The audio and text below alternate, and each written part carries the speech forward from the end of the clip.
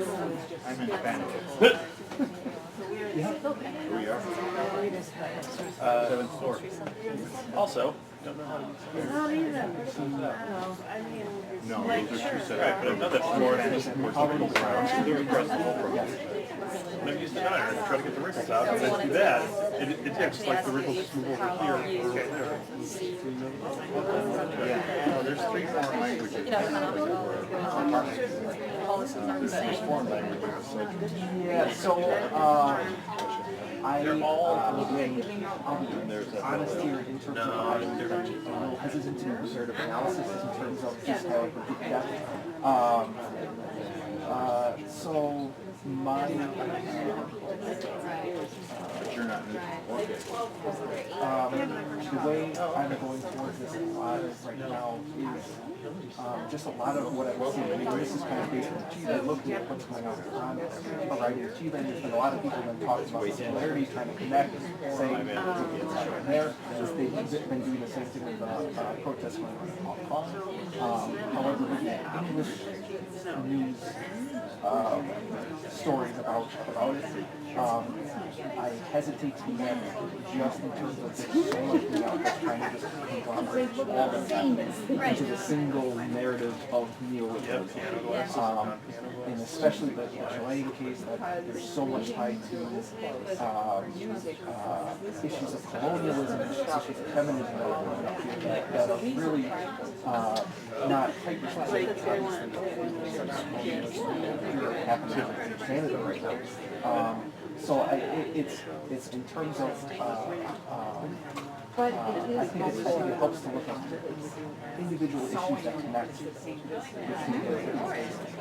Just because a lot of us live in southern Chile that has colonialism has more in terms is closer related to what's happening in Canada right now, really than what's happening in Hong Kong, that's happening in Iran. But then there's these issues of liberalism and policies that yes connect to what's going on, especially in Bolivia too, what happened, and Ecuador, Colombia. So it's this. Manuel Castells did a speech in Chile right after everything kind of exploded. And his argument is really the one I'm following right now is all of this is in development. We don't really know what's happening. We can say some basic things of I did have one show demand for dignidad is emerging in all of these, that's uniting all of these together. And especially that's, I don't know about the protests now. Yeah, probably but I know like I can do this and I can difficult now. That was the same one I got. North African dignity, a lot of the research Either way. is really how I'm trying to understand the demand for dignity as I'm Chile right now. So, sorry, I kind of went all the way. The thing that I'm interested in is not actually comparing making a decision or resolving it, but because I'm Iranian, I'm always concerned about my country and family. And because there is not a certain number of path for our people, but we had a very dramatic experience of revolution like 40 years ago, and we're not sure when to go through that again. And you know, there are many different, and then religious involved and everything. At least a group of people in Iran are looking outside to see how long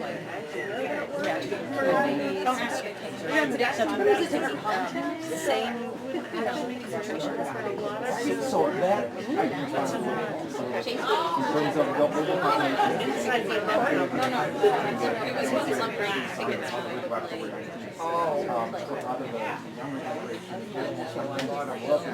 last thing you remember it's not really part of their framework, but the older generations there's been a police voice of I can't do this again, one that time.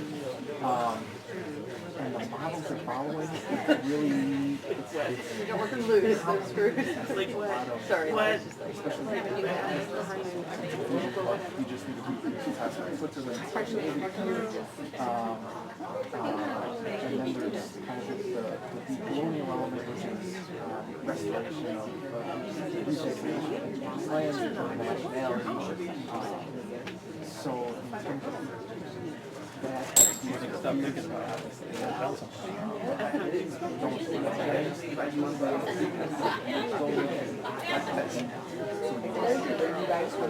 But they're going to Yeah, when you're going to be in the future and look back in history and see how kind of going on to get the country and who knows what comes out. The best is adding it. Why did it? So, are you ready? Yes, yeah. Okay, good afternoon, everybody. My name is Cesar Ferreira. I'm from the Department of Spanish and Portuguese, where I teach Latin American literature.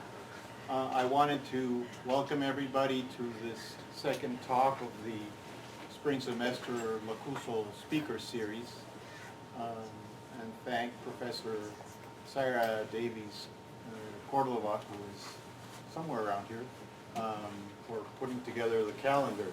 I also want to thank the American Geographical Society Library for lending us this beautiful space, and the Center for Latin American and Caribbean Studies that sponsors this series.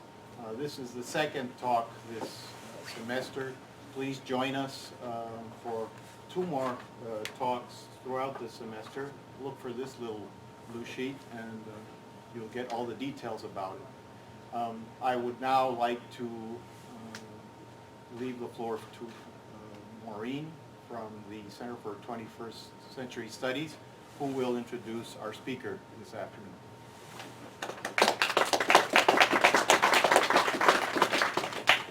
Okay, thank you everyone. I'm Maureen Ryan, Deputy Director at C21. We're very pleased to join with CLACS and the Lacuso Speaker Series to welcome Maxwell Woods today, a graduate of UW-Madison's Comparative Literature program and a member of the Faculty of Liberal Arts at see if I can pronounce this right, you can tell me if not, Universidad Adolfo Ibáñez in Viña del Mar, Chile. Wood's research interests are wide-ranging and interdisciplinary, which is one of the reasons we were interested in bringing him here to begin with as an interdisciplinary humanities center. His work combines a foundational understanding of literature and literary history with the study of avant-garde art movements and decolonial environmental urbanism across the globe. As a fairly newly minted scholar, he has already published widely in the journals Modernity, Social and Cultural Geography, Cultural Dynamics, Cultural Politics, and Literary Geographies, among others, as well as in non-academic outlets. We're especially thrilled about the subject of his talk today because it has particular resonance with actually the themes of C21's upcoming spring conference. So that conference is April 30th through May 2nd of this year. It's called UW-Milwaukee, Stories of a 21st Century City. And it's going to focus on the epistemologies and practices of the ordinary city and how many cities across the globe, like Milwaukee, like Santiago, like Tehran, a number of other cities maybe we could think about today, are engaged in the global struggle to combat racialized disinvestment, a fractured body politic, ecological crisis, urban abandonment, etc. So we're really pleased to be thinking about those things alongside Professor Woods today. So thank you very much. I'll turn it over to you. Everybody.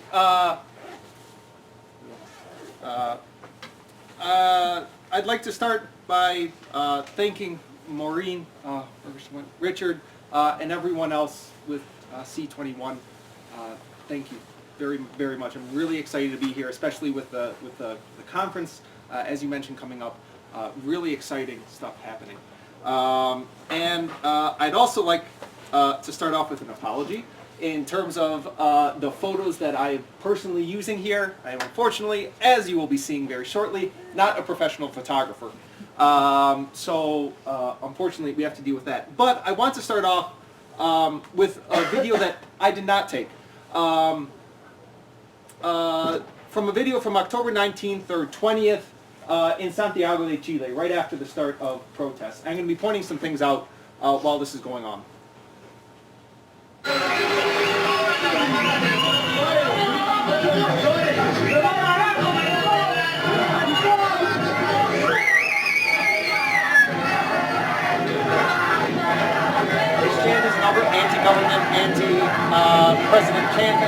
right now?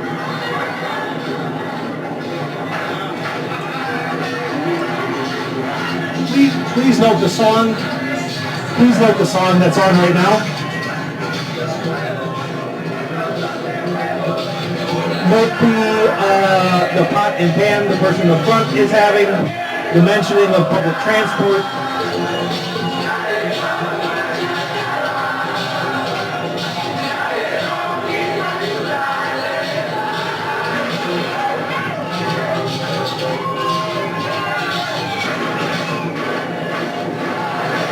The protesters start running now because, as you will see shortly, the police are showing up. You're going to see smoke on the right side on the main avenue. That's tear gas.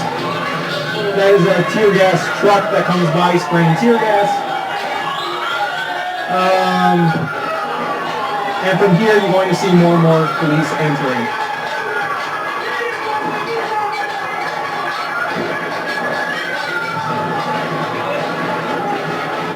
So, this video from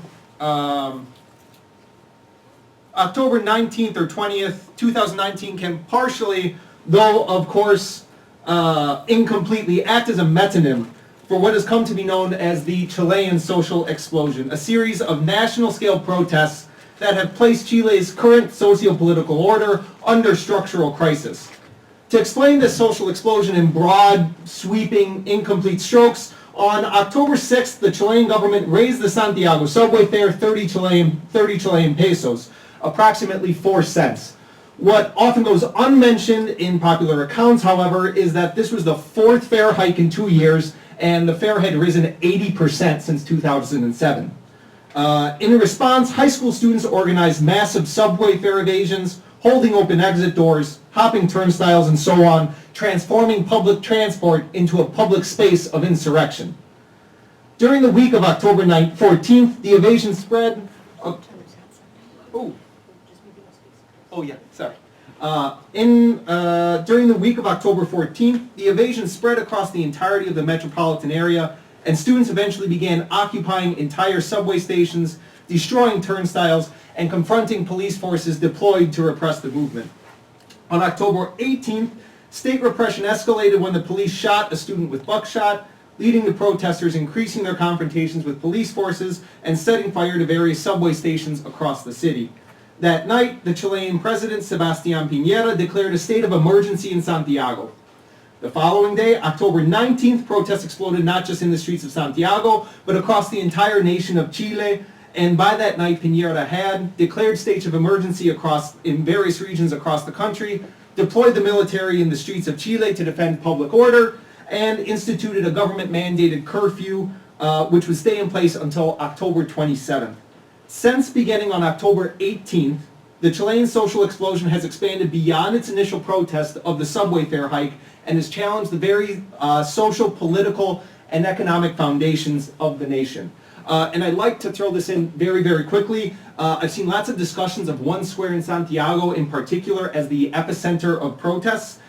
This is a national movement without a center, without a leader. I live in Valparaiso, Viña del Mar, and the majority of protests I've attended, of course, are concerned with what's happening in Santiago, just as what's happening in Santiago is concerned with what's happening in Valparaiso. But by no means is Valparaiso responding to the epicenter of what's happening in Santiago. Valparaiso has its own concerns, its own dynamics, its own methods. And by November 15th, the Chilean government had agreed to hold a referendum in April 2020 to determine if Chile will write an entirely new constitution. In less than a month, protesters moved from critiquing a 4-cent raise in subway fare to likely winning a new constitution. Although the catalyst for the protests was the government raising subway fare, many have already convincingly argued that the protests are more broadly condemning the neoliberal model initially installed in the 1970s under the dictator General Augusto Pinochet. After the dictatorship ended in 1989, the new democratically elected government maintained this neoliberal political economic system and its promises for national economic development. The results of this policy decision have been lauded by many as a success, with Chile being described as an oasis of development in Latin America, where, for instance, the incidence of poverty fell from 45% in 1987 to 22% in 1998 and 21% in 2000. Against this conclusion, however, others argue that this oasis is merely a mirage. Neoliberalization has in fact created massive inequality across the country. For example, as of 2017, the top 1% of the richest individuals in Chile received 33% of the total earnings of the country. And half of all salaried workers in 2015 received pay that is insufficient to cover the basic necessities of an average home.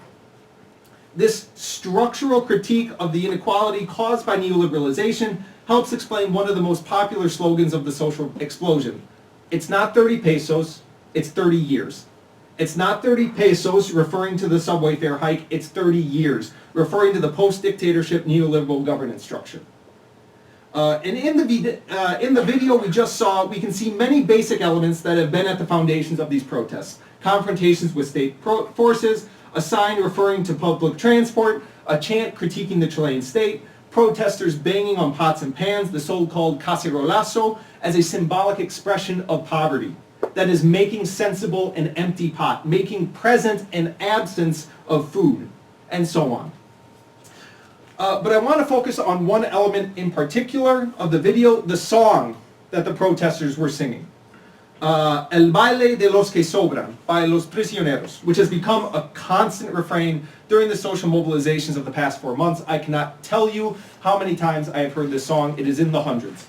El baile de los que sobran was released in 1986 by Los Prisioneros, a post-punk Chilean band that put lyrics, melody, and song to the social process of protesting against and eventually ending the Chilean dictatorship. By the time the song was written, neoliberalization was in full swing, and the vast economic inequalities of that process were beginning to be felt and seen, with an economic crisis that began in 1982 and a wave of protest against the dictatorship that began in 1983. The lyrics of the song respond not so much to the repressive politics of authoritarianism, although this critique appears in the original music video from 1986, as to the effective register of the economic crisis of the 1980s, expressing frustration that while education had previously ended for others with laurels and a future, they left my friends kicking stones. This effective register forms the foundation of the song's famous chorus: join the dance of those left over, no one will miss us, no one really wants to help us. Not merely recognizing material disparities under Chilean neoliberalism, the song expresses the specific experience of feeling left over, an experience of watching a neoliberal culture forming and recognizing that you were being denied any institutionally validated voice. When protesters at the barricades on October 19th started collectively singing this song, they were therefore implying not only a critique of material inequality under neoliberalism, but additionally of the effective experience of feeling left over. The supposed violence of the protests can therefore be understood as theorized by Glissant. What remains is only the suppressed and intermittent violence of a community convulsively demonstrating its sense of disquiet. What sense of disquiet? The one that comes from having to consume the world without participating in it. What I am pointing to and what I am centrally arguing today is that these protests are not only about economic inequality created by neoliberalism, they are, in addition, addressing questions of culture, of a hegemonic environment in which individuals are embedded that legitimizes and enables the maintenance of political and economic control in the hands of few, the elite, while denying the participation of others as illegitimate, the subaltern. That is, following Edward Said, culture is a system of exclusions legislated from above, but enacted throughout its polity, by which such things as anarchy, disorder, irrationality, inferiority, bad taste, and immorality are identified, then deposited outside the culture and kept there by the power of the state and its institutions. In this way, the power of culture is potentially nothing less than the power of the state. And to be in and for a culture is to be in and for a state in a compellingly loyal way. Yes, the social elite corresponds to those who have monopolized political and economic power. But this elite subaltern distinction also expresses how an upper strata of society's monopolization of the authority to determine the rules in which the stratification of society shall be established is legitimized by a cultural system of differences as well as a cultural system of valorization tied to these differences, the elite are not just those with certain economic and political privileges, but those who have the cultural legitimacy to determine the rules of who receives those privileges. This distinction between elite and subaltern, these identities and differential that distinguish those who are perceived as legitimate voices in the determination of the rules of the game from those who are perceived as the leftovers, those who Said says are deposited outside the culture and kept there by the power of the state and its institutions, lies at the core of the social explosion's discontent. In this way, the social explosion represents the attempt by the subaltern to generate a discursive space in which they can speak, not towards their inclusion in dominant neoliberal culture, but the reconfiguration of that culture in a way that validates their autonomous voices as legitimate. Quite literally, the Chilean social explosion is the dance of those who are left over. The question therefore becomes, who are these leftovers precisely? Who are these people attempting to transform hegemonic Chilean culture? We might begin with the decolonial demands of indigenous communities that have run throughout these protests. The decolonial element of the social explosion can be seen in this stencil from Valparaiso in December 2019. It's not 30 pesos, it's not 30 years, this war has been going on for 470 years. After making initial reference to the common slogan already mentioned, it's not 30 pesos, it's 30 years, the stencil turns that slogan on its head in order to reframe discontent as a response to the continuing structure of colonialism. That is, the stencil makes evident that a central structural critique during the social explosion has not been of neoliberalism. It's not 30 years, but rather colonialism. It's 470 years. That this is a present critique of the structure of colonialism and not a demand for the reparation of the past event of the conquest is clarified through the stencil's portrait of Camilo Catrillanca, a 24-year-old Mapuche farmer. The Mapuche form the largest indigenous nation in the geopolitical space of Chile, who was killed by police in November 14th, 2018. A killing that was then followed up by police covering up the details of his death. During the social explosion, one of the largest days of activity was in memoriam of the one-year anniversary of his death. While protests occurring in over 40 cities throughout the country. One particular aspect of this decolonial thread of the social explosion has been the frequent act of tearing down or decapitating statues of figures of the European conquest of Chile. Pedro de Valdivia, Diego Portales, Francisco de Aguirre, and Cornelio Saavedra, among others, in various cities throughout Chile, not just Santiago de Valparaiso. Concepcion, La Serena, Temuco, Valdivia, Coyipulli, and so on. Whereas the historian Alfredo Jocelyn Holt refers to these acts as, quote, vandalism that carries an impoverishment of civilization, returning us to savagery, end quote. Others, like Pedro Cayuqueyu, argue that they contain, quote, a very potent symbolism. More precisely, as an analysis of Irish decolonization of Dublin's cultural geography demonstrates, a symbolic landscape articulated through the erection of monuments dedicated to colonial figures serves to cultivate in the colonized a sense of belonging to empire. A sense of belonging in which native traditions have no control over the dedication and monumentalization of public space. Indeed, precisely in that condition do we find the very definition of its subaltern and oppressed situation. Monuments to colonial figures serve to legitimize and enable a colonial political project that, by definition, excludes the cultural, epistemological, and political structures of indigenous communities. Accordingly, a colonized community's destruction of monuments expresses a resistance and opposition to empire, in addition to asserting that the colonized labor under a malign form of colonial rule from which every effort should be made to break free. Destroying colonial monuments during the social explosion is therefore not an empty political gesture. Instead, it represents the colonized leftovers of Chile taking control of the articulation of their cultural geographies and their corollary political projects. There are also those who have arguably been the most active organizers during the social explosion. Feminists and those looking to empower sexual diversity. One might look, for instance, at the marches of non-heterosexual discontent that have taken place in Valparaiso. Furthermore, Diamela Eltit reminds us that the most recent precursors to the social explosion in addition to powerful student movements of the 2000s and 2010s, was feminist organizing in 2018 and 2019. Organizing that additionally led to the formation of the Valparaiso art collective Las Tesis, whose recent work, Un violador en tu camino, a rapist in your path, has now been performed across the world. I imagine some of you have probably seen videos of this. First premiered in Santiago on November 25th for the International Day for the Elimination of Violence Against Women. A Rapist in Your Path speaks about the interrelation between violence against women, a patriarchal state, and rape culture, with two of the more enduring lines being the chanted chorus, "And it wasn't my fault, nor where I was, nor how I was dressed, you are the rapist," and later, "The oppressor state is a macho rapist." Las Tesis is moving towards an examination of the dialectically entwined relationships between the state, rape culture, and gender violence. As the lyrics make clear, the patriarchy is a judge that judges us at birth, and our punishment is the violence that you don't see. Las Tesis' object of critique is a patriarchal culture supported by state apparatuses that invisibilize violence against women.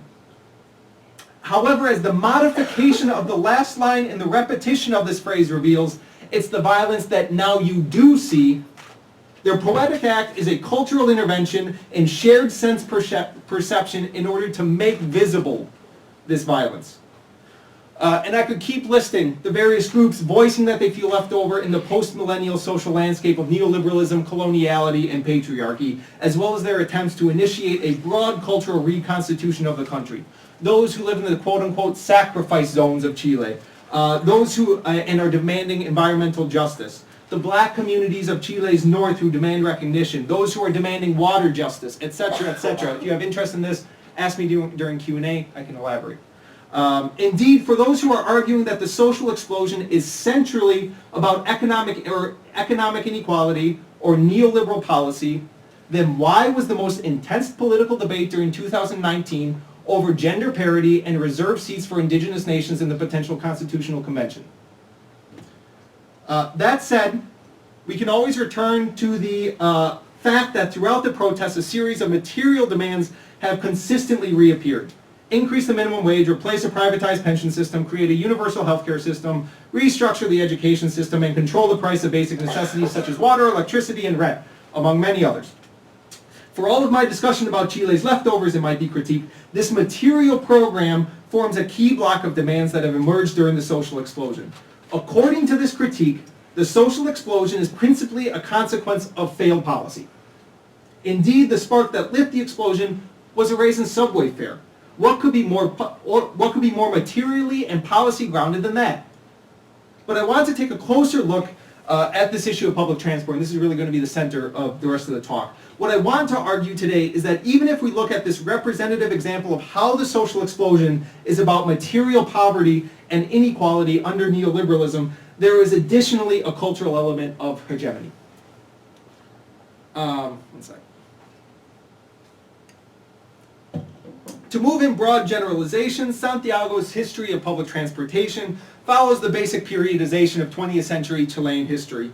First following horse-drawn buses, early electric trams, and unsanctioned gondolas, the early equivalent of motorized buses. Of the late 19th and early 20th century, the Chilean state finally started formally intervening in Santiago's mass transit system in the 1940s by forming the National Transport Enterprise in 1945, and subsequently replacing this enterprise in 1953 with the state enterprise of collective transport.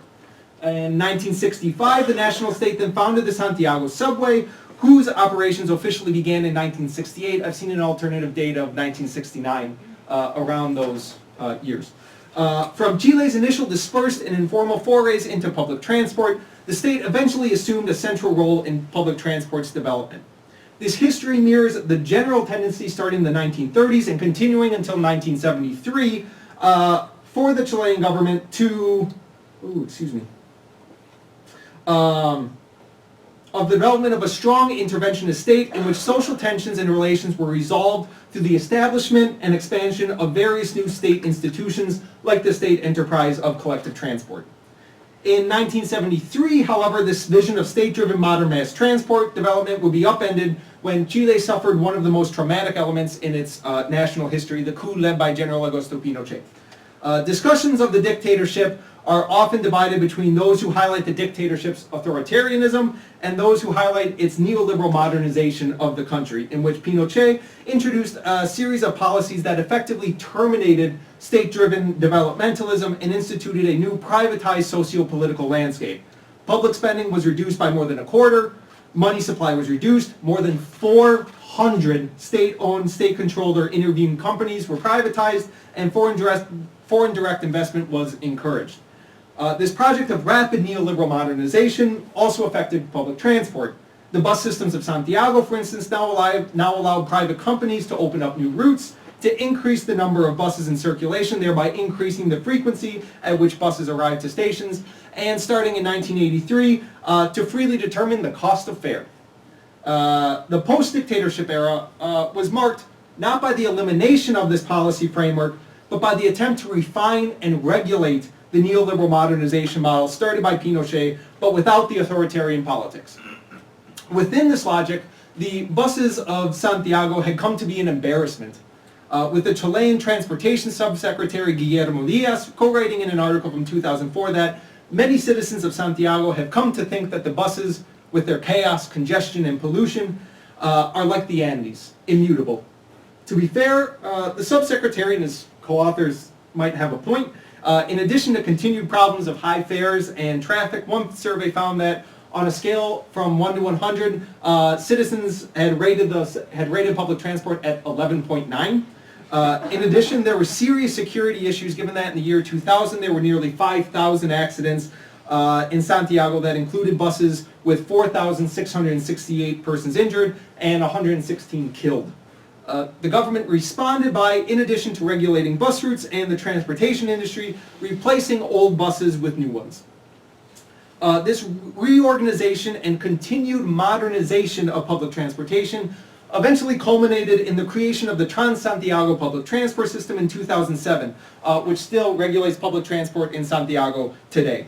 As this reform was justified in the 2000 to 2010 Urban Transport Plan of Santiago in the lead up to Trans-Santiago's creation, the problems of public transport in Santiago are widely known, and their negative consequences for the quality of life of its inhabitants as well.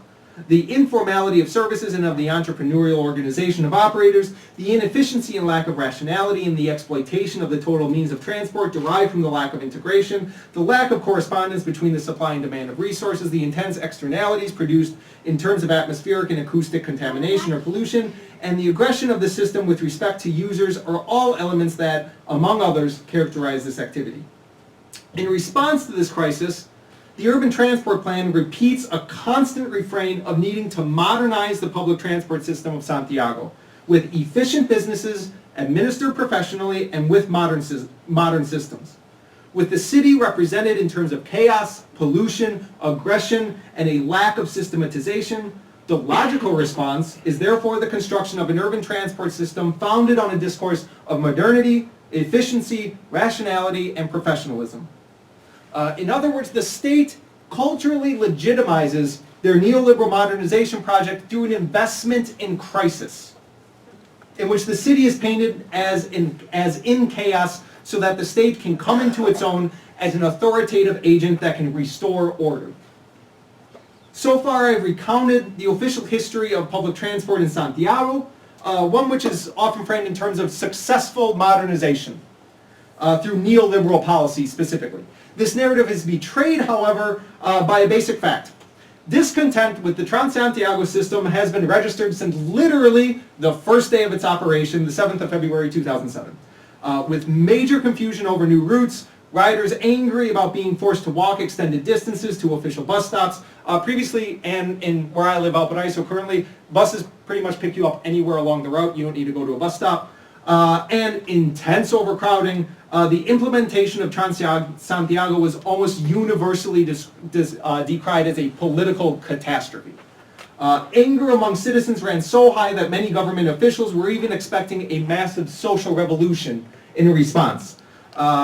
Elite discourse, both by those critiquing it and by those trying to salvage some sort of success, responded by framing the event as a matter of failed policy and the incompetence of politicians with regards to technical expertise. By doing so, however, they also reproduced the hegemony of neoliberal modernity. Despite the catastrophe of Transantiago's implementation, the narrative that public transport needed to be modernized was never questioned. And the possibility that the non-expert subaltern might offer different, viable cultural foundations on which to construct a public transport system was never entertained. To frame the failure of Transantiago as a problem of failed policy or political incompetence, then, is largely to miss the point. The failure was more precisely a consequence of elites' implicit hegemonic insistence that these discontented riders' alternative urbanist visions represented a depleted form of urban life that needed to be erased or modified. As such, we should not be surprised that the 2019 social explosion began on public transport. Indeed, one might argue that the social explosion's first steps represent both an extension of this long-held discontent and an attempt by subaltern voices to legitimize their distinct cultures as viable foundations for thinking through questions of urban public transport. Yet one might reasonably ask, is there actually a coherent subaltern culture of public transport? Are they really offering an alternative, or are they simply expressing anger over what currently exists? I want to argue during the rest of this talk that the chronicles of Pedro Lemebel outline one such subaltern culture of public transport. More precisely, a reading of his chronicles reiterates the refrain of this talk: the discontent underlying this Chilean social explosion, discontent whose roots are found at moments like the installation of Transantiago in 2007, is not only a question of policy, it is a question of hegemony, of whose cultural systems hold legitimacy when determining the rules of social relations.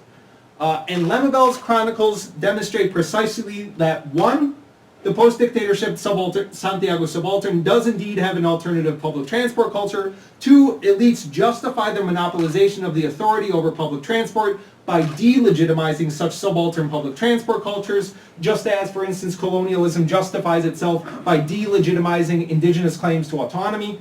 And three, conflicts over and within public transport can be seen not only as resistance to the installation of specific policies, but also as the attempt to legitimize the presence of subaltern public transport cultures in the discussion over which spatial practices in and of public transport are determined. Okay.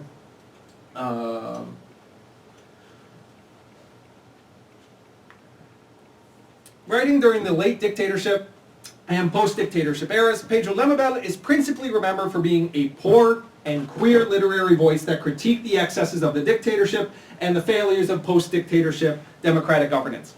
Additionally, he has been championed by many, both in the years leading up to and during the social explosion, with streets being renamed after him. That's what's happening in the top there.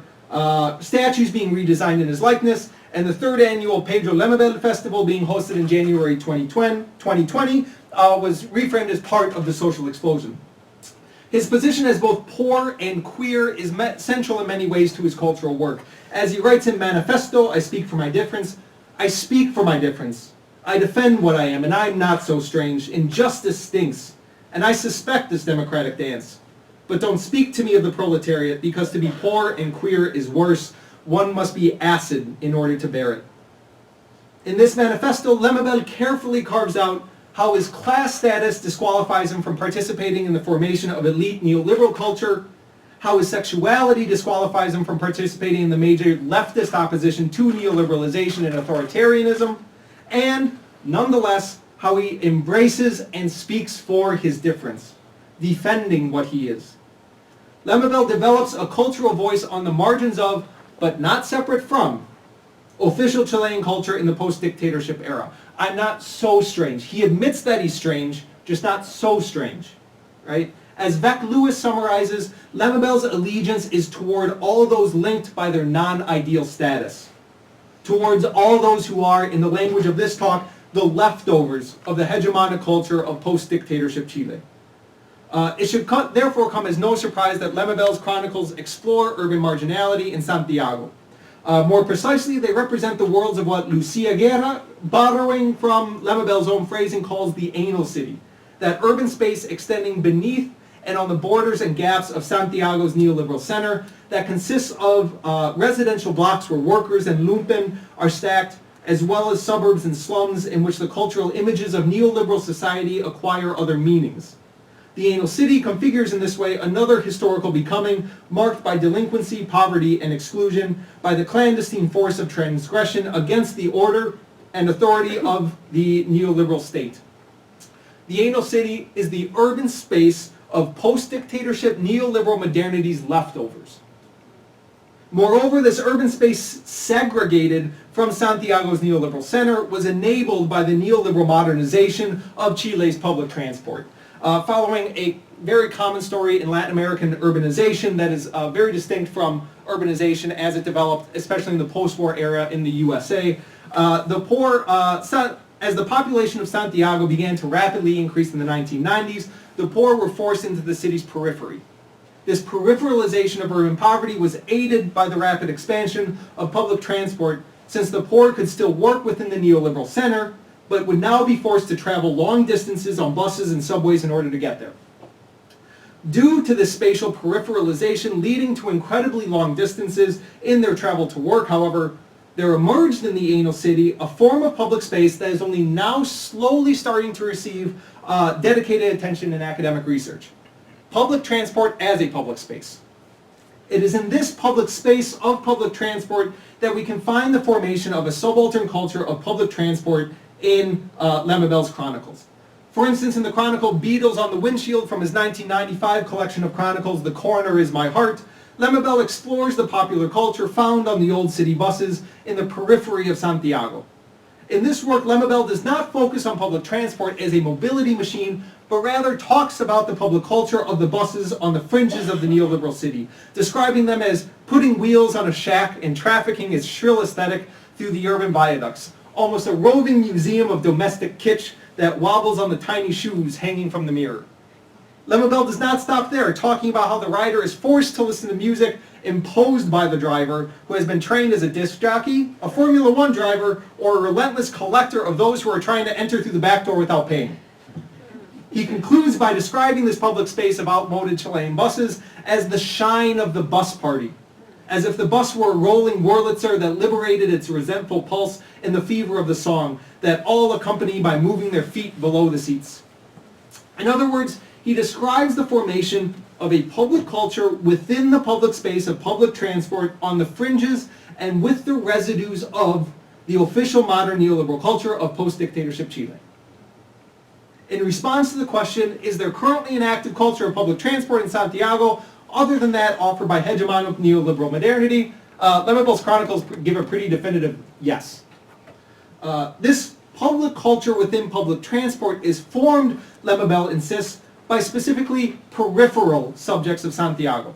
As he writes, the bus is a cup of soup that rolls around in the intestines, a pastiche of belches, faults and farts that color the hard transit, falling over a precipice into the periphery.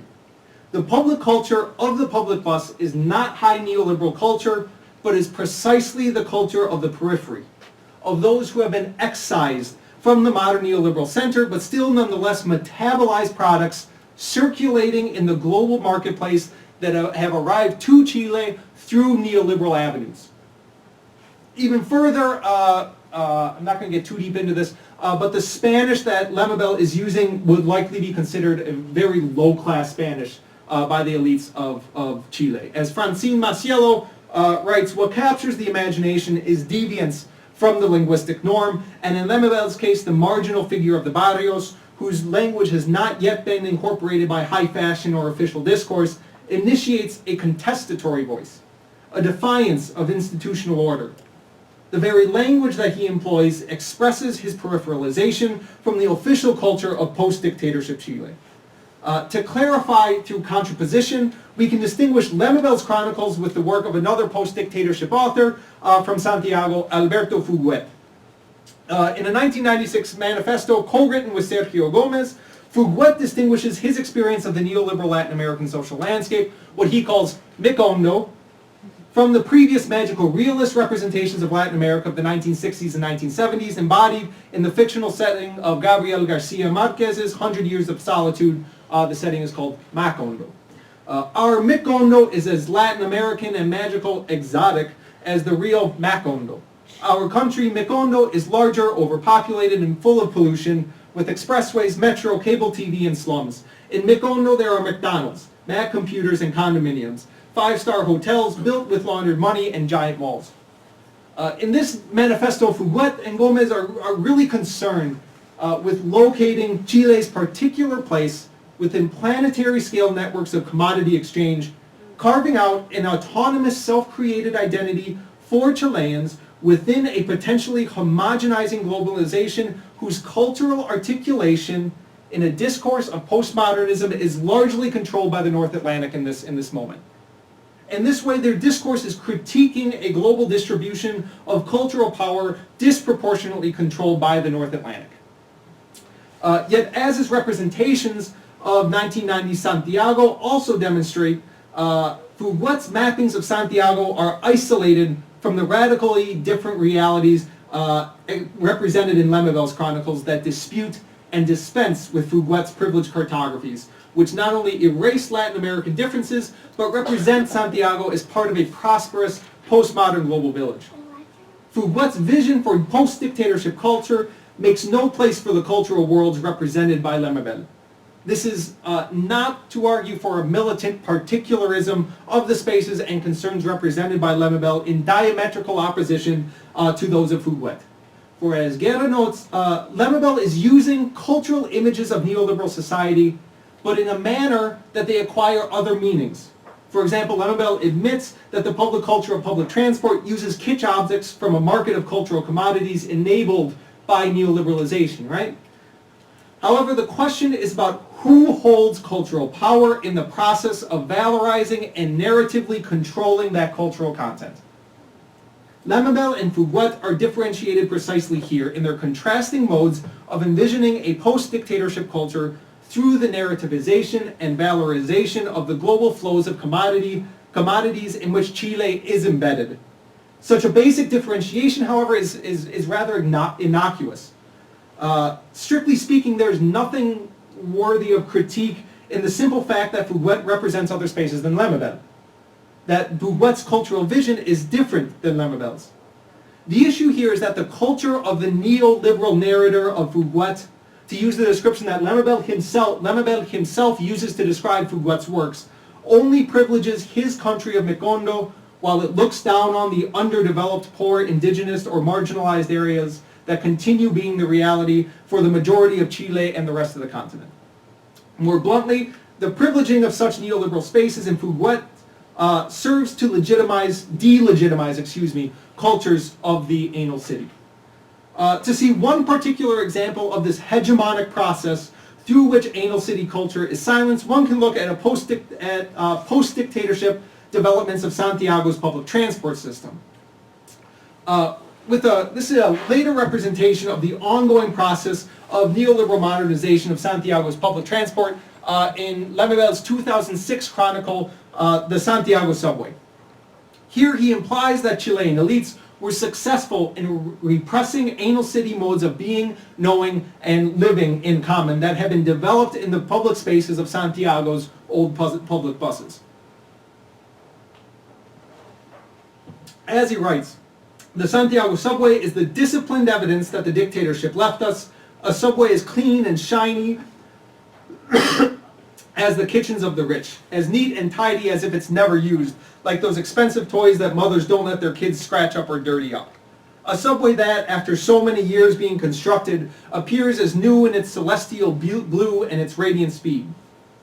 In other words, modern neoliberal public transport in Chile is a space of discipline, a way of enforcing the modernity of neoliberal urbanism onto its users. More concretely, as Sebastián Ureta argues, the subway demands that riders change their daily habits in order to become a new kind of user, one that rationalizes and understands the different logic behind the plan. The Santiago subway insists on its particular brand of transport behavior over and against all others, such as those of the bus party described by Lemebel in The Corner Is My Heart. The result, as Lemebel highlights, is a highly impersonal and cold space in which passengers avoid looking forward, trying to maintain a pride of keeping a fixed look on the window covered with the darkness of the tunnel. The difference could not be clearer between the frigidity of the modern neoliberal culture of the subway on the one hand, and, on the other, Lemebel's anal city culture built in the public space of public transport with its disc jockey drivers, domestic kitsch, and passengers dancing beneath the seats. The neoliberal modernization of public transport becomes a means of disciplining Santiago citizens into conformity with the demands of modern neoliberal social relations. And this is seen today. These photos are from a couple months ago. Insofar as there's a campaign currently by the subway system to ban informal salespeople who sell the various goods of domestic kitsch that form the foundations of the public culture of Santiago's old public buses. To further demonstrate this cultural struggle between the anal city and the neoliberal center, let's look at another chronicle by Lemebel, The Death of Madonna. Sorry for those in the back if you can't read. The Death of Madonna tells the story of a trans woman from the poor Santiago neighborhood of the San Camilo Street who admired and imitated the famous Gringa pop star. She even knew all of the Gringa Madonna's songs by heart, and although she had no idea what the songs were saying, she gave them the charm of her illiterate inventiveness. In this way, Madonna of San Camilo goes beyond merely copying the Gringa Madonna by revalorizing and restructuring that North American cultural material.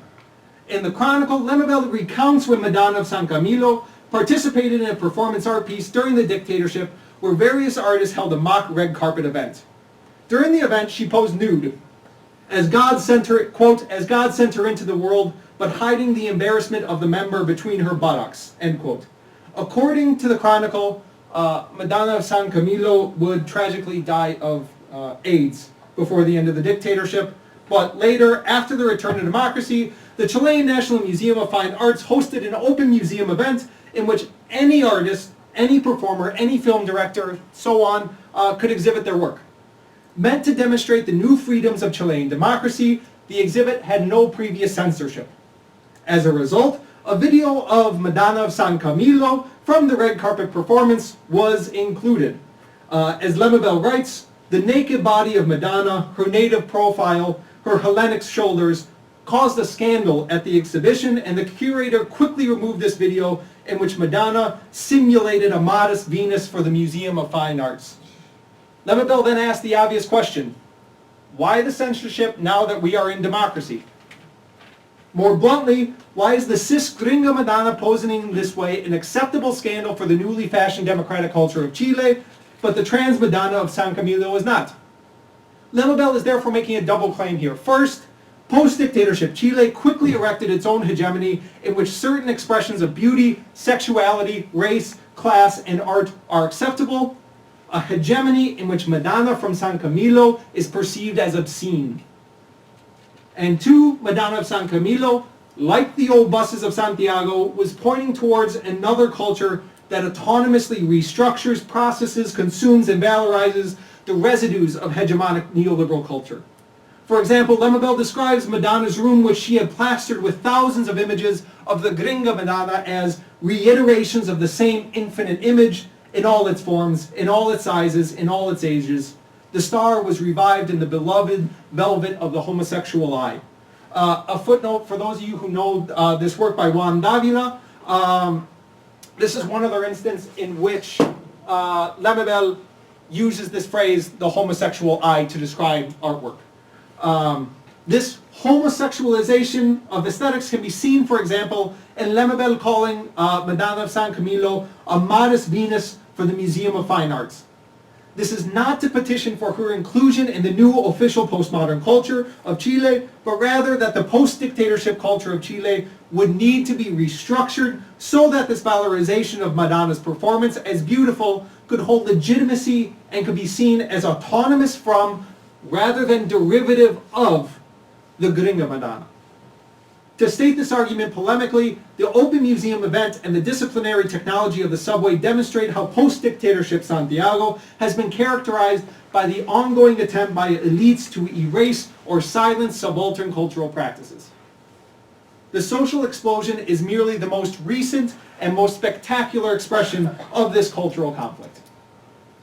I want to emphasize strongly as I can, that the point here is not to argue that the anal city represents a utopia.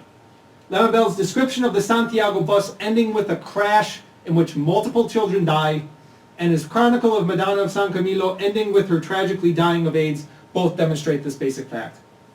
What is at stake is an engagement with the culture of the anal city, of the leftovers of the post-dictatorship era, with their own systems of culture, of conceptual and cultural valorizations, as legitimate and autonomous modes of framing social relations.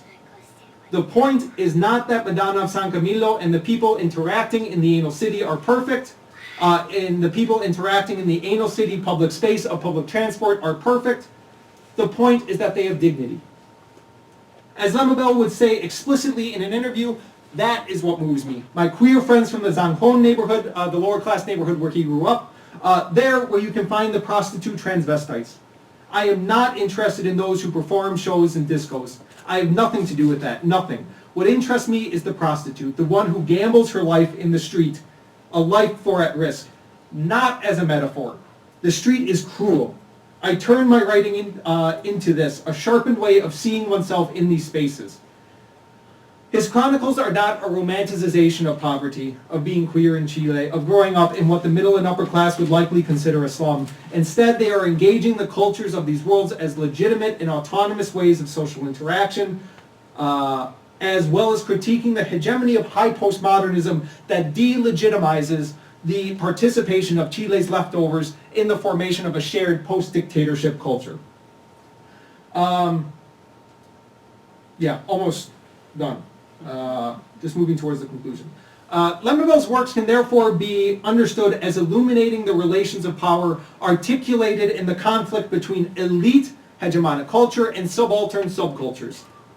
This is particularly the case in the conflict over cohering a public culture within Santiago's public transport as a public space.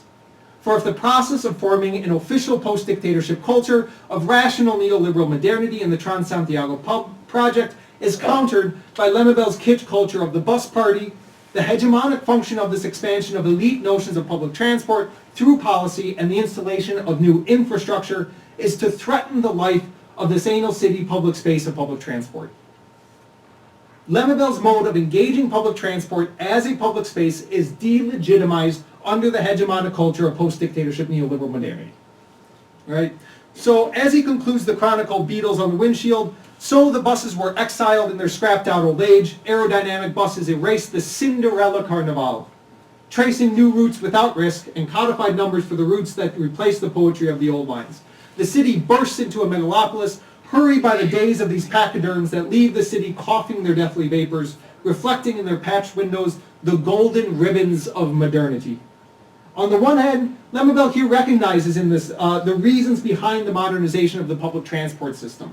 The old routes were confusing, inefficient, and unreliable, and they were wildly unsafe. On the other hand, he also laments all that is lost with this modernization of the peripheral public culture of the bus party, the poetry of the old lines, and the Cinderella Carnival. If the social explosion and the fiasco of the implementation of Trans-Santiago in 2007 are two particularly spectacular expressions of discontent over public transport, Lamabel's chronicles demonstrate that such discontent has always been present in the post-dictatorship era. This is nothing new. There is one moment, however, when this hegemonic repression of the anal city culture of public transport as a public space fails. In that 2006 chronicle, the Santiago subway, Lamabel writes, the only time that the metro was overcome by civilian passion happened during the concentration for No, the campaign to remove Pinochet as dictator. Then the trains were replete with screams and flags for the return to democracy, all the world singing, jumping with El que no salta es Pinochet. Whoever doesn't jump is Pinochet. And the train also hopping like a rabbit on its wheels of rubber. The fine train wobbling like a poor bus with the to and fro of, and it's going to fall. The train was bursting with dudes in revolt, tagging it with spray paint before the horrified eyes of the guards who couldn't control this human storm. And it's in this instant, Lamabel concludes, when the subway crossed the city like a blackboard of discontent that it escaped the untouchable showcase, because later they washed it, they shined it up, returning it to its flaming vehicular hypocrisy.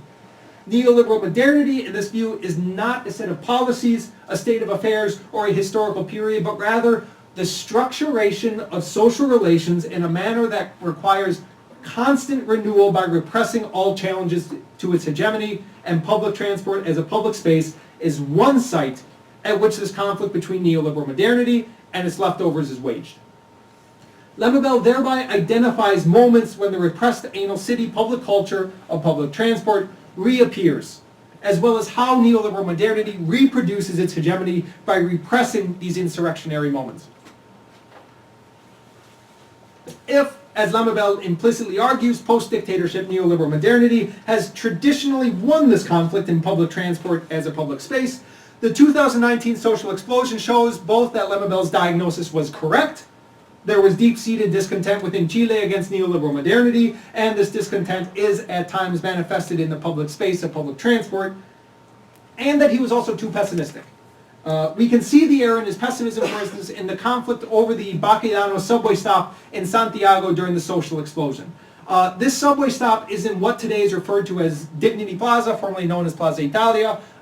There's a huge debate over this naming of the space, which has been a central space for protests in Santiago. Trying to finish up, not going to show the video, but there's a video from November 18th, 2019, where two things happen. First, there is massive presence of graffiti. The entire subway stop is just covered. And two, the protesters are jumping up and down, chanting, "El que no salta es Paco." Whoever doesn't jump is a cop. A version of the chant that Lemebel noted on the subway during the concentration for no. That is, in this video, we see the return of the exact phenomena Lemebel described as happening at the end of the dictatorship, and that was repressed by neoliberal modernity.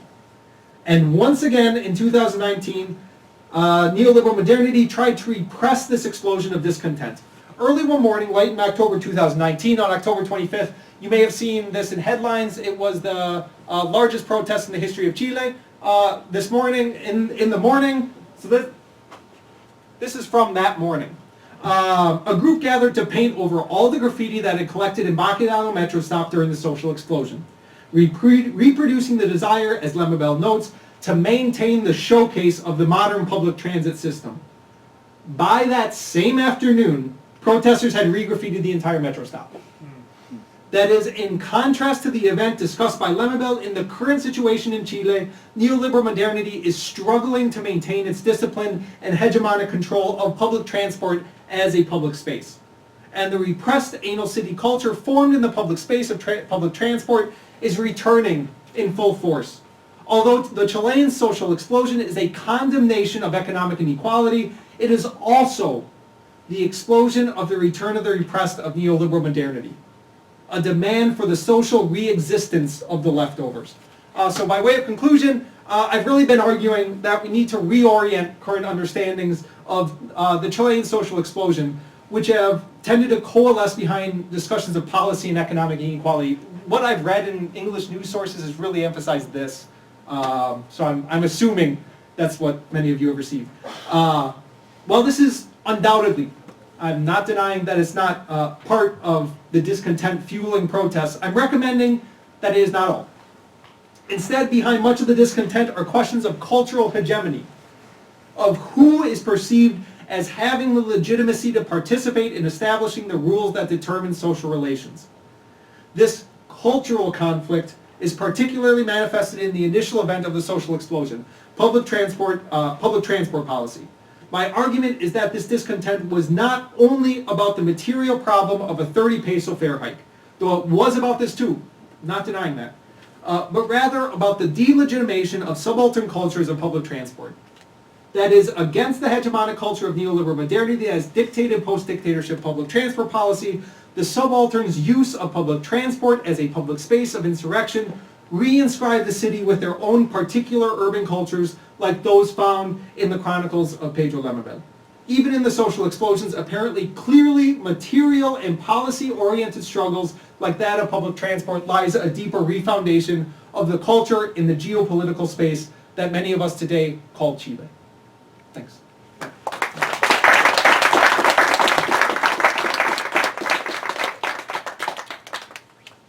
I'll also add in, I can talk about things outside of merely this. I focused on one element in particular, but of course I can talk about other elements of the protest if you are interested. Hi, thank you very much. Oh, hi. Is this on? Okay.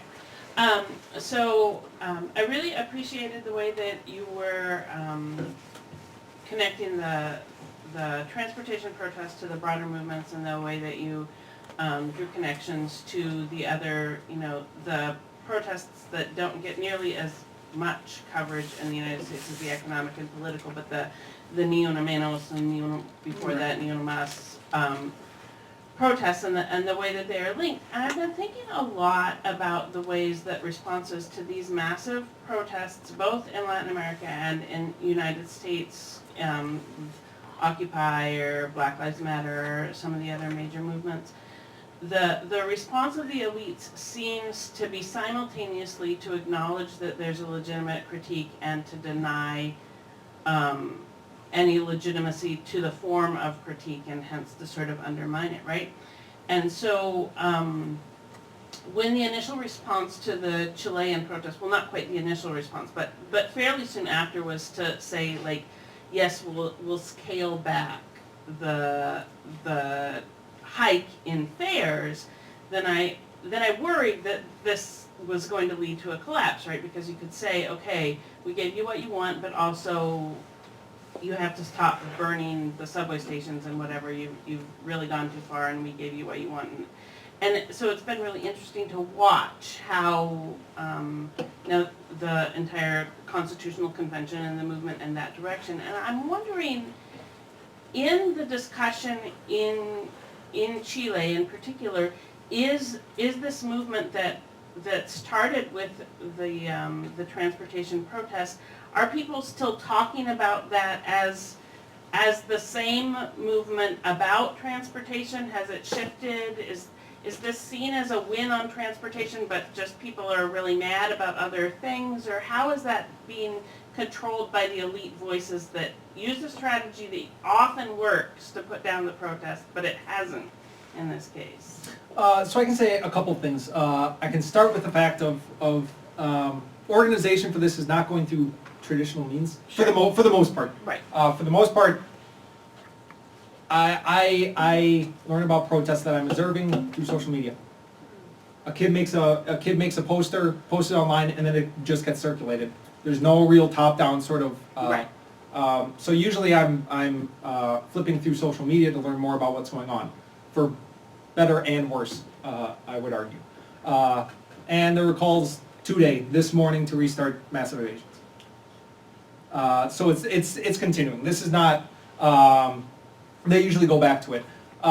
This has become one element among many. So if we go back, this list of demands is actually pretty old now. Is from October, and this is one. This is not like the official. There's no official anything, but public transport is part of this. And much of the discussion from elites has been, it has finally sort of started to structure around. At the beginning, they were flailing, trying to find something. And now it's kind of figured around two things. One, Chile is very successful. We don't want to destroy that. Therefore, we need to maintain the status quo. We need to reform. Rechazar para reformar is the current. There's a current demand to reject the new constitution in order to reform policies that are already in place. Because if you reject it, because if we're writing a new constitution, then we can't dedicate our time to reform these much-needed issues, mostly by people who have been rejecting the reforms in the first place. So, but with that said, usually with the subway, there's two things. The subway very much operates, and the bus system too in Santiago, very much operates as an image of modernity to project outwards. So this is seen as Chile as a success because we have a modern transport system that is comparable to New York, to London, to Paris, to Berlin. So there's a need to reform this in terms of this image. There's also the idea that this is public property. They're destroying a public good, which is a dramatic shift in terms of the revenue model that has been the basis of public transport since at least Santiago. I can't speak about before that. But there is definitely this attempt to narratively control the movement by elites. This is clearly the case, not to do with public transport, but to do with the largest protest ever, which was in October 25th. A bunch of people showed up to say, a large part was not only against the president, but the president is receiving a lot of the ire these days. The president responded by saying, what a wonderful expression, peaceful expression. Note when there's and he kind of talks about how when there's peaceful expression, note there's no violence by the police. It was a lie. I was there. I watched police shooting tear gas at children. And then he said, this is great. Now Chile can move forward. So there's this attempt to narratively control this of saying, this is a national movement. It has nothing to do with me. Trying to redirect. So there's always this narrative struggle that's going on, which so far, if we're going to use win-lose metaphors, the government has not been winning by any means. Hey, ask you, number 13 says freedom to all political prisoners. Who is considered a political prisoner by the state in Chile these days? I will be honest. I am. So there's. I can give two answers to this. In one respect, there is still very much discussion tied to old prisoners from the dictatorship. A group I know people who are doing work with a group that is an organization of ex-political prisoners that are still very much active. I will be honest, that is the part of it that has been the most vague for me. However, that said, I can say in political protests, the numbers I saw the other day, it's over 10,000 people have been arrested during the protests, and there are currently over 2,000 still in jail. Currently in jail. So usually arrests work by you get arrested, you get held overnight or for a couple hours and you get released. Right. However, there's still a little over 2,000 that are actively in jail. And those are being labeled as political. By protesters, not by the government. The government is calling them delinquents, calling them terrorists, calling them all sorts of other things. Thank you for the really interesting presentation. I really appreciated how in the paper you deal with different strands of dissent. So indigenous, non-heteronormative, gender, economic, cultural, and I just wondered because in this country, where the indigenous is constant, and we've seen it really come to the forefront since Osebisa Cohen and the Standing Rock mobilizations. But I wasn't totally clear how the anal city narrative articulates with like the Mapuche claims that you discuss. Maybe it doesn't. I mean, which is fine. But I just wondered because it's an ongoing issue here. Like no ban on stolen land kind of gets to it, but kind of doesn't. Two things. One is links of solidarity more so than direct links. That said, there's a poet who I'm just starting to do work on now, Daniela Catrileu, new poet who has a collection from 2016, Rio Herido, Injured River, and she talks a lot about the Mapuche diaspora. Because she grew up in Santiago, on the periphery of Santiago. So many of the people that are growing up in the peripheries of Santiago and the inner city are indigenous. This is the case. I didn't put that because it's a little tricky the way that Lemebel uses the term. Initially, I had it saying the Mapuche Madonna because often Lemebel uses this adjective to refer to the Madonna, but also she's not Mapuche. It's using this discourse of mestizaje in some sense in order to talk about it, but in a very I think inventive way. Yeah, but I can also say that it's a tension. So in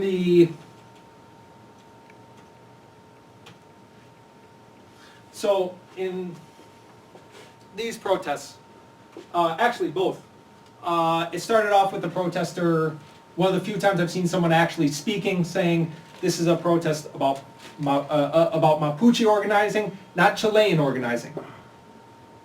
So there is this tension recognized exactly there where you're talking about, yeah. 1, 2, 3. Yeah. I know in the movement right now in New York City regarding fare evasion, one of the central focuses on the police presence on public transportation, and some protesters even adopting the Chilean dog Matapaco as a mascot for the movement. And I was just curious how you see the violence on behalf of the police in Chile as in terms of how it contributes to the continuation of these protests outside of the sort of social change motivation part of it. So yeah, that's become a talking point of many protesters. I am basing this off of talking with other kind of interviews, informal interviews. What I've seen, very much yes. And now it's become an issue of not only addressing these issues, but also justice for violations of human rights, of which there have been thousands. Recognized by the National Institute for Human Rights, which is run by the Chilean government. Yes, that's kind of the simplest way. If you want to know more, we can talk after, but yeah. Can I ask you to talk a little bit about where someone like Alejandro Aravena would fit into this? You may not, so I ask you that honestly, actually. Yeah. Do you want to talk to that at all? Do you even know who I'm talking about? Yeah. I figured you would, but Yeah. For those of you who don't know, well, you can explain who he is. And I'm thinking about it because it's an interesting comparison to me, to the poet here, who's coming from the point of view of the marginalized and not, as you said, not romanticizing and not advocating for things not to get better for people who live really difficult lives, but at the same time really valorizing people's existence from that end, as opposed to someone like Aravena, who's coming very much from a privileged position and purports to be inviting people, although it's him who's able to invite them, right? As opposed to other places that I've seen, especially around things like transmetros and other cities in Latin America, where private bus operators just are not invited at all, and this is a real point of contention. So I'm interested where in Chile someone like Aravena fits. So Aravena, Elemental is that his office's name, Elemental? Seems like Yeah, I think, yeah. So he won a big prize in 2016, I think, he's an architect. And I saw him present his work back in 2016, 17, and his idea is very much, if we look at the numbers, there is not enough money to build the social housing that we say needs to get built. Therefore, we have to figure out, if we have X dollars, what can we build with X dollars, period. Looking at, and basing his architecture off of that, what he says is a material fact. In my critical opinion, if we look at that, what he's saying is really nothing new. Engels was already writing about it, about the housing question in the 19th century. His development of this idea is nothing really. This idea of population explosion is very much there's a tradition of that. He has been critiqued because his response is to build basically part of a house and then leave the rest up to be built by the people who move in. There's two ways of looking at this. On the one hand, it provides autonomy to the people that are building the houses. On the other hand, you're handing someone half a house and say, be grateful. That's kind of the critical angle that usually gets presented about him. I don't know enough about him to say one way or the other. He has been absent from the discussions, which is probably better than anything, to be honest. Usually people, if someone's coming up right now, it's to be critiqued. The only intellectuals who I have seen really cited, Pedro Lemebel a little, and Gabriel Salazar, who's a historian, and then lots of lawyers, for reasons that has to do with the creation of a new constitution. he's been absent. That doesn't necessarily mean anything good or bad. In my estimation, watching more, the success of this has more to do with the fact that people are allowing it to happen on the streets. People look and they see someone lighting a fire in the street and they say, okay. Yeah, sorry I can't speak a little deeper about that. I was wondering, oh, yeah, sorry. Thank you. I really enjoyed the talk, and I hadn't read Lemon before, and I really appreciate the connection that you make with the different forms of transport. And you know, in my Tinder Matador, which I've only read in translation, the buses are so important, and listening to your talk, it occurs to me that, you know, Carlos, the love interest, usually is in a car. And I wondered about if you could have any thoughts about what the tensions are between, I mean, at least I read it as a kind of a tender critique, in a way, of the left. That, you know, Carlos is always in a car, and the protagonist is obviously falls in love with him, and yet ultimately almost leaves him on a bus for the city. So if you could say a little bit more about the tensions between the auto and the bus in his work, if you see them at all. And that was in 1980, the novel set in 1986. Now, in the present, are buses still a site of struggle, or is the struggle really focused more on the metro? So a couple of things. I'll be honest. I'm not super familiar with his novel. However, there's Beck Lewis. Or his study is really fantastic. I think in terms of the argument that for Pedro Lemon highlights how public space functions as this as a space dominated heterosexually and masculine dominated space, and Lemon is finding these other spaces, of which public transport is one. I can't comment about the car. I'm trying to remember if I remember anything from that. I do not. I would not be surprised. I think you can draw a distinction. So it's fairly critical towards public transport, which I don't mean to be. I use it. I like it. I like the fact that I can get somewhere in public transport, and when, for instance, I lived here, I have to walk half a mile to get to a bus stop.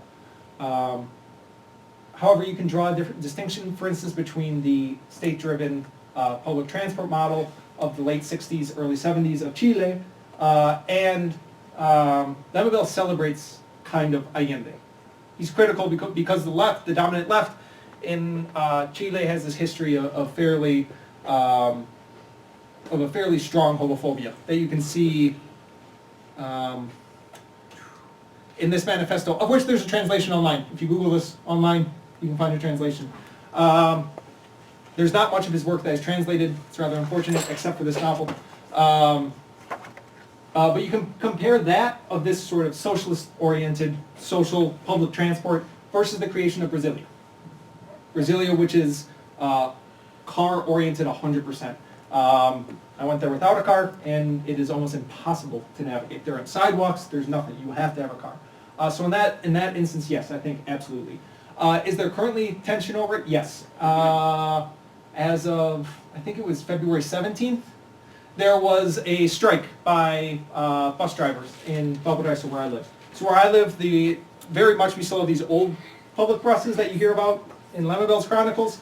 When he talks about people dancing beneath the seat, I know, because there is usually, and when he talks about kitsch culture playing, I know what he means, because I'll be going to work at 7 in the morning, and Venga Boys music videos will be playing on the bus as I'm going there, and people respond sometimes well, sometimes not, but very much, yes. And a current critique is that bus fare for many arriving from a northern suburb, one could say, of Valparaiso, Viña del Mar, the cost is about $3, which isn't cheap, especially when you are working in an informal sector where you don't even receive the minimum wage.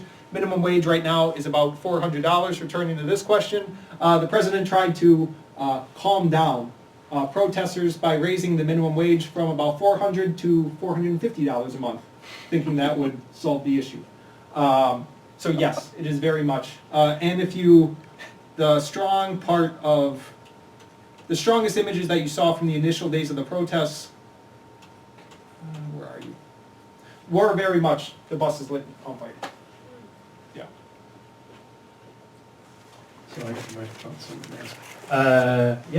thank you very much for this talk, Dr. Woods. I'm curious about, the Los Prisioneros band that you were showing before. I'm curious about the relationship with that group to sort of this idea of cultural hegemony in the inner city that you're talking about as well. I mean, obviously we only heard some singing at the beginning from people that obviously aren't this band, but you claiming that they're a post-punk band, which is a tradition that comes out of the UK, and thinking about, the use of melody and structure and these traditional forms of music that are associated with the Western canon. Like, how does this group as a group play into that structure, and musically, how does that sort of connect to these sort of themes that you're talking about? So this is stuff I'm just starting now, but I can say there's a long tradition of looking to, for better or worse, again, looking to North Atlantic countercultural expressions as sort of a liberation from hegemonic cultural control in Latin America. This is the case of Mexico, especially in 1968 student movements. They were looking to rock and roll and sort of the hippie movement in the U.S. Same thing happened in Chile with the hippie movement during the 1960s. Los Prisioneros, I use the term post-punk band, just trying to give a sense of the aesthetic. I can also say there was a, starting in the 1980s, 1970s is a different animal. But starting in the 1980s, there was a punk scene, if we want to use that terminology, in Chile, of which Los Prisioneros really aren't a part. There's a group called Dada and another group called Los Pinochet Boys, who are more along that line. I can say one of the stronger statements I've heard with regard to punk in Chile. There's an interview, and I'm trying to hunt it down again, because there's a very powerful idea of talking about the idea of no future from the Sex Pistols from London, of saying, and the person being interviewed saying we were thinking about what it meant to have no future while you were living in a dictatorship. Of taking this idea of transculturation of what that means. So it's not, yes, there's a relation in terms of the specifics. I can't exactly say.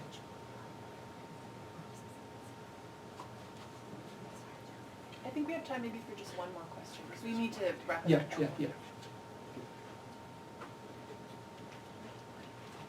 Can I ask you whether they are talking? Because I'm from Chile. Yeah. I was born in Chile, in Santiago. Yeah. And I'm wondering if people are talking about politics, because after the no and what do you say, el derroque de Pinochet. Yeah. You know what Yeah. I mean? They didn't care about politics. Nobody wanted to talk about politics, and I think that this is why this happened. You know what I mean? But there are too many problems. I've watched so many videos, and the right blame the left and vice versa, and the senators they argue, they fight, they're not doing anything. And from the list, I think that water should be the first one. That's a big problem. My mom, now she has kidney passing kidney stones, because of the bad quality of the water. Because they moved from Santiago to Algarrobo. People are migrate. My youngest brother lives in Plaza Italia. And so my parents' apartment value went down. My other brother lives close to Talagante, and So there's so many problems that the wealthy don't understand the poor and vice versa. And I've heard they want meetings. I don't know what they're called. Like, no, in Chile. And they're migrants. There are so many Venezuelans, Haitians, Dominicans, and Chileans are classist and now are becoming racist. So there are so many social problems.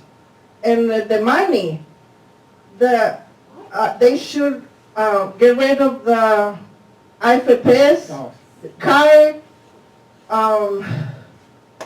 the hospitals don't have, they need more doctors, they need more, what do you call them, insumos, medicines, everything, supplies, and they were protesting outside the hospitals, and the gas was going in, and you know, sick people with lung problems, smelling the gas, and I don't agree with I know the left want to have like Maduro's kind of government, you know what I mean? I don't agree, it doesn't work, but it doesn't work to have like a mini America in Chile, you know what I mean? And United States just want to get the copper and the lithium and pay the, you know, and the miners. Have you seen the movie, the 33 miners? And they were famous, but then they got the PTSD syndrome, and now they're sick. They have depression, and now they are not famous anymore, and they need so much help. Chile really needs help, and I think the powerful countries have taken so much advantage of the little small countries, and they should be helping them. And I don't know who if somebody's going there from here or. So in terms of the conversations of politics, that's been a fairly consistent note that many people have made, that for the first time ever, conversations tend to surround politics. This is based on informal sort of anecdotal evidence, but basically it's the topic of all conversations right now. Not exclusively. Obviously, I also know people who are not involved at all with what's going on. So yes, the discourse has very much changed. There is also the worry, kind of returning to the first question, that this was merely a sort of empty catharsis, that there was going to be this explosion, and then nothing was going to happen after that, which has not been the case. Currently, there's been a slowdown in terms of activity, but the idea is that they're organizing for March. I've already seen a list of a dozen protests already ready where I live for March. And just to quickly mention one other issue, the water. So part of, there was an informal, it was formal but not non-binding referendum done about the Constitution. And it was also asked, what is the most important issue, social issue for you? Water didn't finish number one in that issue, unfortunately. The pensions finished number one. The current low pension, the minimum that you receive is about $180 a month.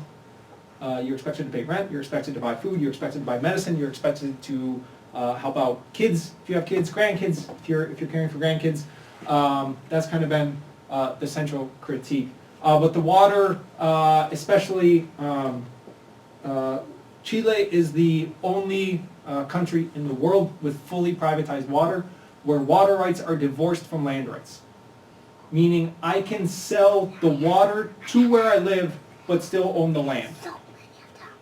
That those two things are separate. It's the only country in the world with that. It's a leftover of 1981 water code. No one knows who wrote it.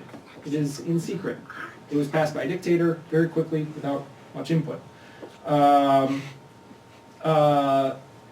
There's also issues of water robbery in terms of someone will, if they don't have water for irrigation or they don't have water, avocado imports right now to the U.S. Is at least partially to blame. They simply dig a deeper well. The deeper well sucks water in from nearby land, and then they use that water. This is especially where I live, in two communities, Petorca and La Ligua, where, again, hearing about livestock turning out dry.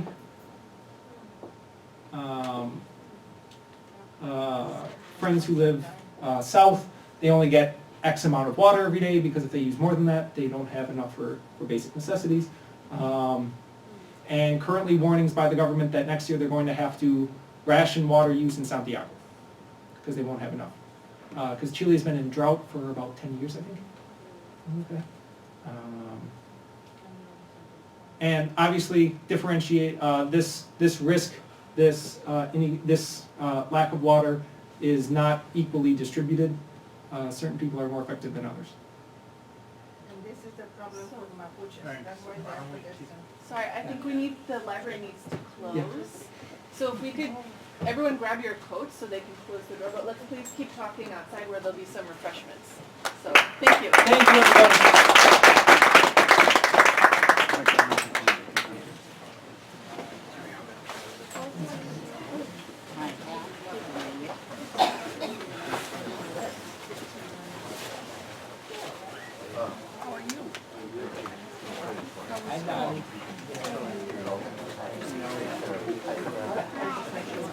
Thank you. Sorry about the microphone at the start. Yeah.